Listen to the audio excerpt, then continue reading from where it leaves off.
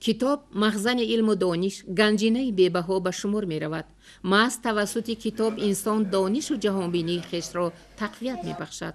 در پرتو سیاست فرهنگ پرورانه راهبر دولت دوران صاحب استقلالی صدها کتابخانه ها بنیاد یافته در خود را بر روی کتاب دوستان گشودند. این اقدام های نیکبینانه پرزیدنت جمهوری تاجیکستان شخصان کتاب دوست و میهم پرست را جهت بنیاد کتابخانه های شخصی راهنمون ساخت.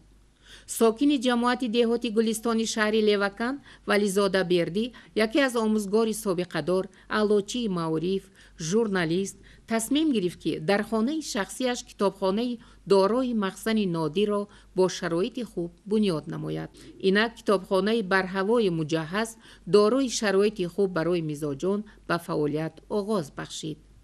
همه روزه از این گنجینه بی‌بها ده‌ها نفر دیدن نموده بهره می‌بردارند. باعث افتخار و سرفرازی است که امروز در جماعت دهات گلستان از کتابخانه استاد ولی بردی که در خانه استقامتی خود کتابخانه شخصی تشکیل کرده است از نزدیک شناس شده. هدف از تأسیس کتابخانه مذکور بیشتر جلب نمودن اشتراکچیان آزمون جمهوریوی فروغ صبح دانایی و علم فروغ معرفت می باشد.